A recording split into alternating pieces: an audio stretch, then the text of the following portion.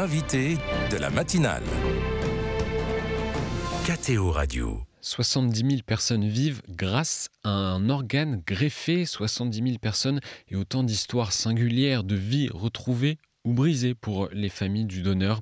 Le don d'organes soulève aussi des questions éthiques. La position de l'Église sur cet acte d'extrême charité est d'ailleurs claire. On en parle ce matin avec le père Bruno Sainteau. Bonjour.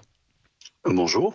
Merci d'être avec nous. Vous êtes jésuite, responsable du département éthique biomédicale aux facultés Loyola Paris et également expert auprès de la Conférence des évêques de France sur les questions de bioéthique. Alors, on compte 6000 greffes d'organes réalisées en 2024. On peut dire que c'est presque 6000 vies sauvées ?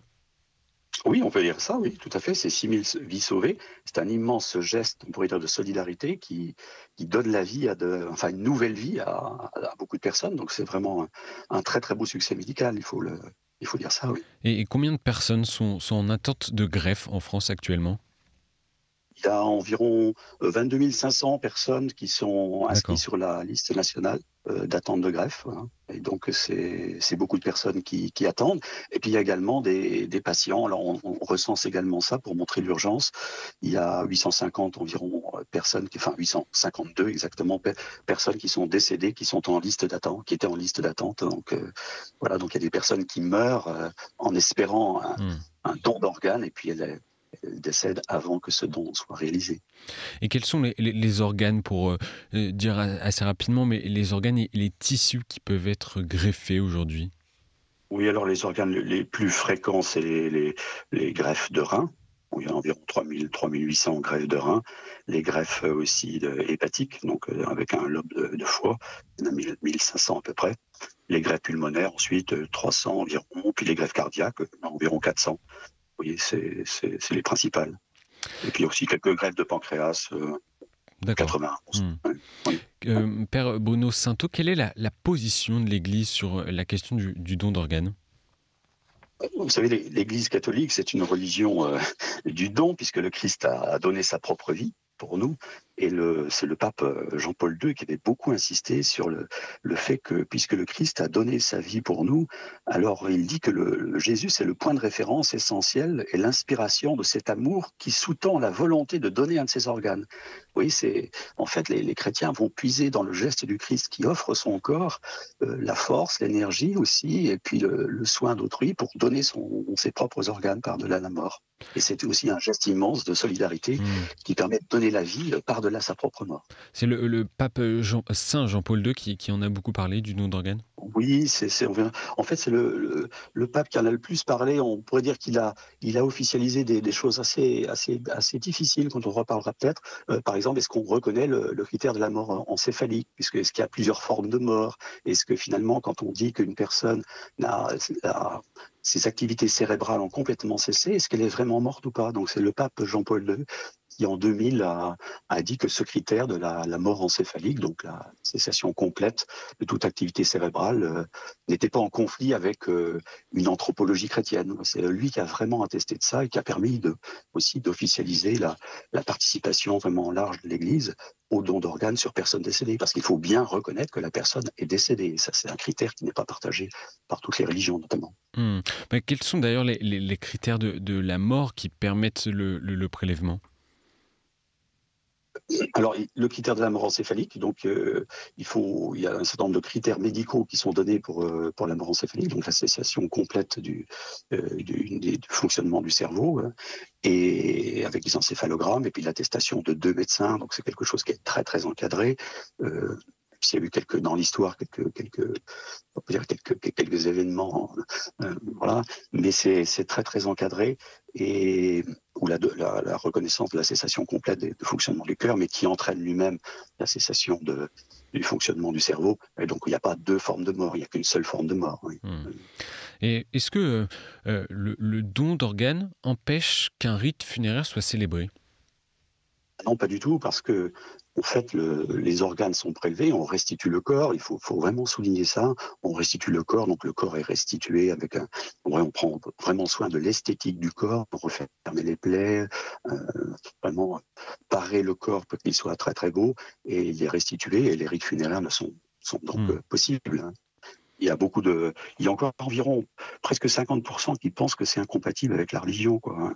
Voilà, des Français en général, quoi, que le prélèvement d'organes et de tissus, parce qu'il n'y a pas que les organes, il y a les tissus, n'est pas compatible avec les rites funéraires. Mais toutes les religions disent que c'est vraiment compatible, hein, puisqu'on reprend le corps et puis on peut procéder au rite funéraire.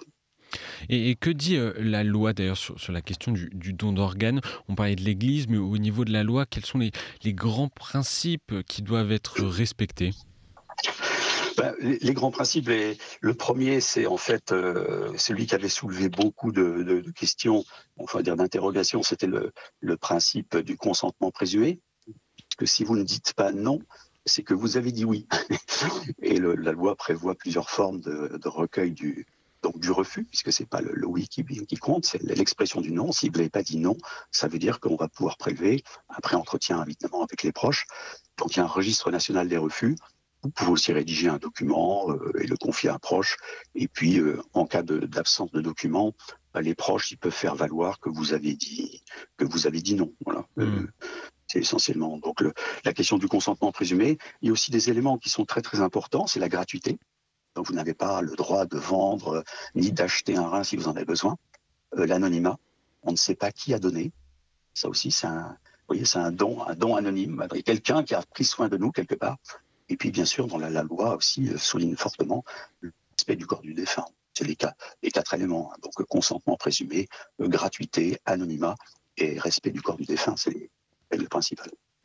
Et si on va sur le volet de questions éthiques qui peuvent être soulevées par le don d'organes, Père Bruno Sainteau, n'y a-t-il pas un risque d'accélérer le constat d'une mort cérébrale, par exemple, aujourd'hui, pour faciliter le prélèvement?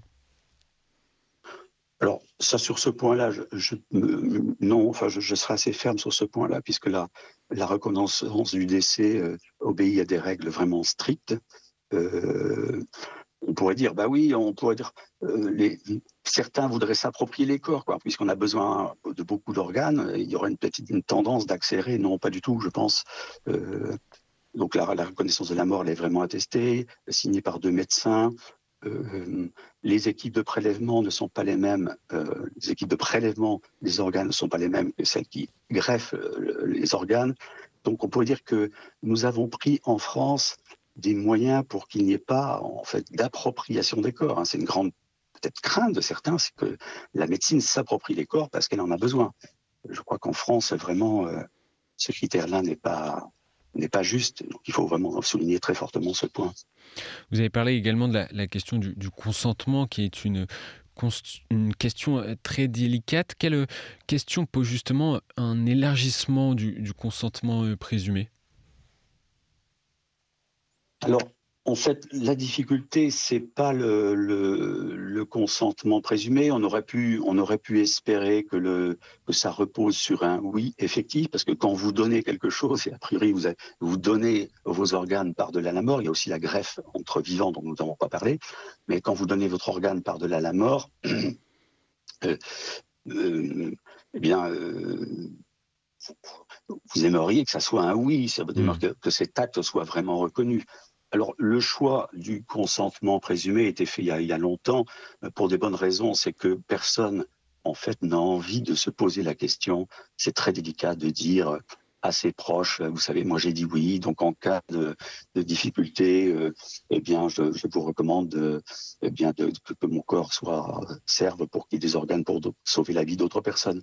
C'est très difficile de parler de ça. Je crois que le consentement présumé a été défini pour cette raison-là. Il faudrait mieux le oui, le registre du oui. Mais c'est un point important. Le deuxième point, c'est que les équipes de prélèvement s'entretiennent avec les proches, puisque même si la loi dit qu'il y a une seule règle, c'est le consentement présumé, en fait, on s'entretient avec les proches, et c'est là que c'est le plus délicat, en fait.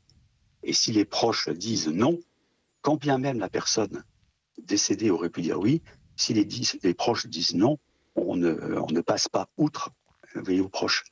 Donc, en fait, c'est une grosse préoccupation actuellement, c'est qu'il y a un taux de refus des proches qui est très, très important. Et quelle est généralement la raison pour laquelle ces proches refusent? Alors les proches peuvent refuser, s'ils sont par exemple des proches qui appartiennent à une religion, ils peuvent dire notre religion ne le veut pas, ça peut arriver. moins dans le christianisme, mais plutôt dans d'autres, dans le judaïsme et l'islam, moins dans le christianisme, parce que je crois qu'il y a une position officielle qui me semble bien connue. Donc ils peuvent refuser en disant que c'est contraire à leurs croyances fondamentales. Il y en a une deuxième, je pense, qui est la plus importante, c'est que les proches, en fait, s'imaginent, par-delà la mort, qu'on va toucher au corps de leur défunt. Vous voyez, quand vous êtes sidéré parce que vous avez appris la mort d'un proche, l'idée que quelqu'un s'empare de quelque chose, d'un organe d'un proche, est une idée qui est paralysante, sidérante. Donc vous avez à la fois à faire le décès de la personne et à consentir qu'on porte atteinte au corps du défunt. Donc c'est plutôt en fait la question de l'accompagnement, passer par-delà la sidération, passer par-delà les images qui vont être traumatisantes, que la médecine va prendre un élément dans le corps de la personne que vous avez aimée. Donc il faut vraiment bien accompagner, dire qu'on va restituer le corps. Il faut bien prendre soin des personnes. Donc moi je veux rendre hommage à toutes les équipes de prélèvement qui prennent soin vraiment des relations aussi avec les proches. Elles ont beaucoup de délicatesse. Oui. Et quelles sont les principales questions d'ailleurs qui se posent auprès des professionnels de santé sur cette question? Il y a des modes de prélèvement qui sont des modes de prélèvement un peu plus délicats. C'est le mode de prélèvement dit Maastricht 3, du nom d'une règle. C'est des prélèvements après arrêt cardiaque à la suite d'une décision d'arrêt des traitements. Donc en fait, vous avez une personne qui est gravement malade. On dit qu'il n'y a plus rien à faire. On décide d'arrêter les traitements. Et on commence à réfléchir, pendant qu'on arrête les traitements, donc à sa mort proche, et on commence à préparer en fait tout le prélèvement. Donc en quelque sorte, c'est une mort qui est en quelque sorte programmée. On sait que la personne va décéder après arrêt de traitement, parce qu'on a de bonnes raisons d'arrêter les traitements, parce que la personne est en fin de vie. Et on pourrait avoir en fait l'impression qu'on accélère, on accélère le processus de mort pour avoir des organes. Donc autour de ce prélèvement dit Maastricht 3, donc après arrêt cardiaque à la suite d'une décision d'arrêt des traitements, il y a des règles, des questions éthiques qui se posent aussi bien d'un point de vue éthique général que pour les médecins eux-mêmes, de ne pas accélérer le processus. Il y a toujours cette tendance-là. Nous avons besoin d'organes, eh bien nous pourrions être tentés d'accélérer la mort de certains pour disposer d'organes. Je crois que c'est vraiment un point délicat pour aujourd'hui. Et une dernière question, il nous reste quelques secondes, Père Bruno Saintot. Pourquoi cette réflexion et la réflexion des religions, notamment du catholicisme, reste primordiale dans notre société sur la question du don d'organes, mais bien au-delà sur des questions bioéthiques en général? Parce que les enjeux de vie et de mort sont très très importants. Et puis pour le don d'organes, le pape Jean-Paul II avait beaucoup insisté. C'est qu'à travers le don d'organes, c'est une culture du don qu'il faut donner à toute la société. Je trouve absolument admirable les propos de Jean-Paul II.